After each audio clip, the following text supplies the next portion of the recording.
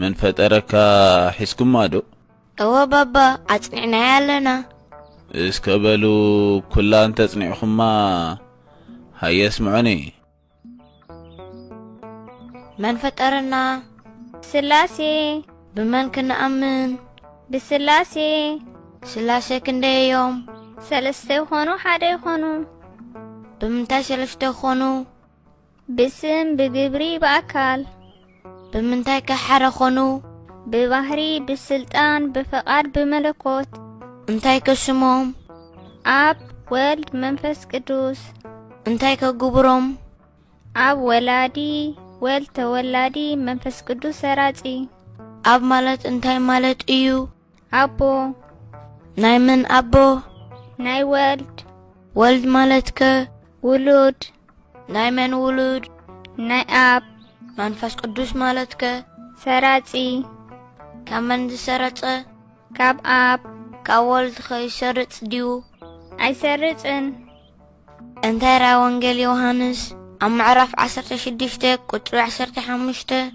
امزي أي نس الزبل እሞ ይሰርጽ ዶ ኢሉ እዩ ቃል ይነስ እዩ ዝበለ እምበር ቃልከ አበይ ኢሉ ይነስ እምኔየ ኢሉ ዶ ስቕበለ ወይ ነግረኩሙ በለ እምበር አካል ዝተባህለ እንታይ እዩ ኢድ እግሪ ዓይኒ አፍ አፍንጫ ስኒ ካብ ጽፍሪ እግሪ አትሂዙ ክሳብ ጸጉሪ ርእሲ ነአብ ፍጹም ገጽ ፍጹም አካል ፍጹም መልክዕ ኣለዎ نوال ፍጹም ገጽ ፍጹም አካል ፍጹም መልክዕ ኣለዎ ንመንፈስ ቅዱስ ፍጹም ገጽ ፍጹም አካል ፍጹም መልክዕ ኣለዎ ስላሴ መልክዖም ሰብ ይመስሉ ስላሴ አካላው ከመይ እዩ ምሉእ ሰፊሕ ረቂቕ ናይ ሰብከ ግዙፍ ውሱን ጸቢብ ምልአቶም ከመይ እዩ ከም ብርሃን ከም ሙቐት ከም ንፋስ ስፍሓቶም ካብ ጽርሃ አርያም ንላዕሊ ቆሞቱ ካብ ባርባሮስ ንታሕቲ መሰረቱ እዚ ስለዝኾነ ንሰብ ብዝፈልጦ መንጋር እዩ እምበር ንስላሴ ዓለም አይወስኖምን እዩ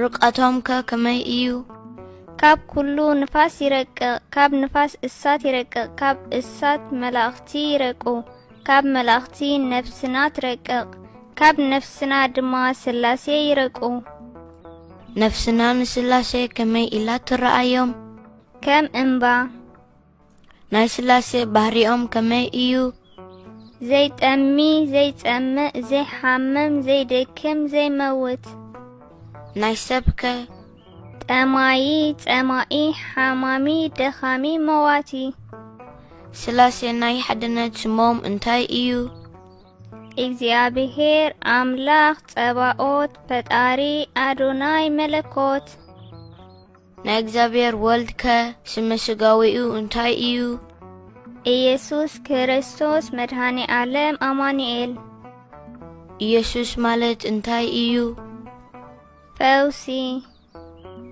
ክርስቶስ ማለት ክቡር መድኃኔ ዓለም ማለት ተሰቂሉ ዓለም ዘድሓነ ዓለም ዝተባህለ እንታይ እዩ ሰብ አማኑኤል ማለት አምላክ ኮሎ ሰብ ዝኾነ ሰብ ኮሎ አምላክ ዝኾነ ናይ ሰብ ባህሪ ስሙ እንታይ ይበሃል ሰብ ናይ ግብሪ ስሙ መልአኽ ሰይጣን ይበሃል እንታይ እንተኾነ መልአኽ ይበሃል انت ጾመ انت ጸለየ انت ሰገደ انت ቆረበ انت ተፋቀረ አስራት ቦኽራት انت አውፀ እንታይ ገበረ ሰይጣን ይበሃል انت ዘይ ጾመ انت ዘይ ጸለየ انت ዘይ ሰገደ انت ዘይ ቆረበ انت ዘይ ተፋቀረ አስራት ቦኽራት انت ዘይ አውፀ ስላሴ ብኹሉ ሙልአት ድዮም እወ በባህሪ በየብስ በሰማይ በምድሪ በእንስሳ በአራዊት በእንጨይቲ በእምኒ በሓጥአን በጻድቃን በመላእክቲ በአጋንንቲ በሁሉ ሙልአት እዩ ኣብ ሓጥአን ከመይ ኢሎም ይሓድሩ ከም ዝተደጎለ ሓዊ ከም ማብቁራዕ ዘሎ ሜስ ኣብ ጻድቃን ከመይ ኢሎም ይሓድሩ ከም አፋኑስ ዘሎ መብራህቲ ከም ኣብ ብርጭቆ ዘሎ ሜስ ኣብ ጎሓፍ ኣብ ጸብሪ ኣለውዶ እወ ኣይጽየቖምን ዶ? ኣይጽየቑን ከመይ ደኣ ብርሃን ፀሓይ ዘይጽየቕ ናይ መን ስጋ ትበልዕ?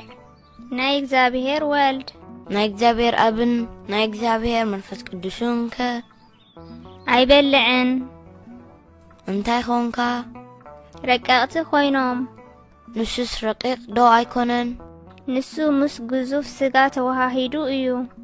ንሳቶም ዘይተዋሃዱ ኣርሒቖምና ጸሊኦምና ድዮም? ንሱ ዕጫኡ በጺሕዎ ንሳቶም ሰብ ዘይኮኑ?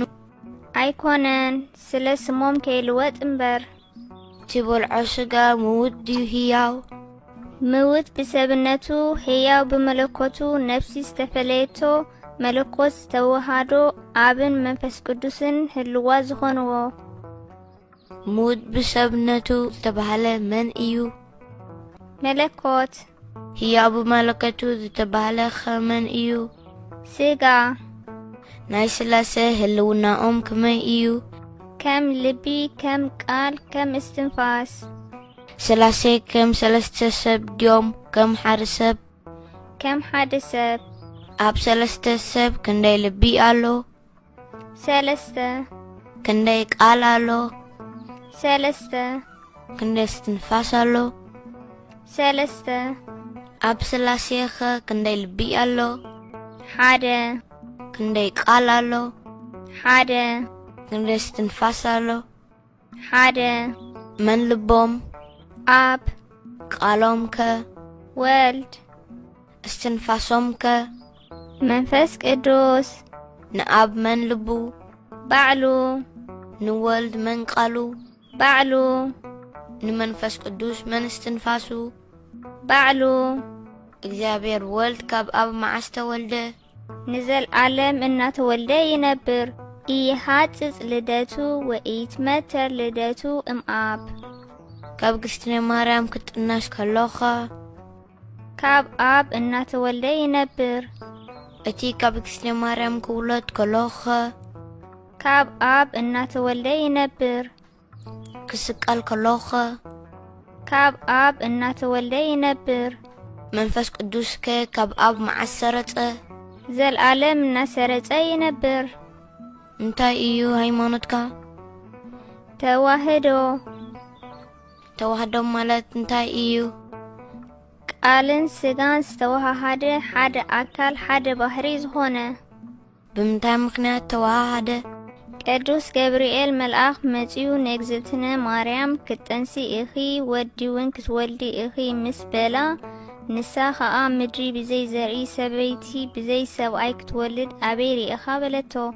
ንሱ ድማ ንእግዚአብሔር እሞ እንታይ ይሰኣኖ ኮይኑ ኩሉ ይከኣሎ እዩ በላ። ንሳ ድማ ከምቲ ዝበልካኒ ይኹነኒ በለቶ። ይኹነኒ ምስ በለቶ ብቕልጡፍ ከም ብርሃን ከም ዓይኒ ከም ምስማዕ ከም እዝኒ ካብ ስጋኣ ስጋ ካብ ነፍሳ ነፍሲ ወሲዱ ሓደ ኣካል ሓደ ባህሪ ኮነ። ኣምላኽ ሰብ ኮነ፣ ሰብ ኣምላኽ ኮነ። ረቂቕ ግዙፍ ኮነ፣ ግዙፍ ረቂቕ ኮነ። ሙሉእ ውሱን ኮነ፣ ውሱን ሙሉእ ኮነ። ወልደ ኣብ በመለኮቱ ወልደ ማርያም በትስብእቱ ክልተ ልደት ብተዋህዶ ከበረ። ብተዋህዶ ንኣብ ናይ ባህሪ ወዱ ኮነ።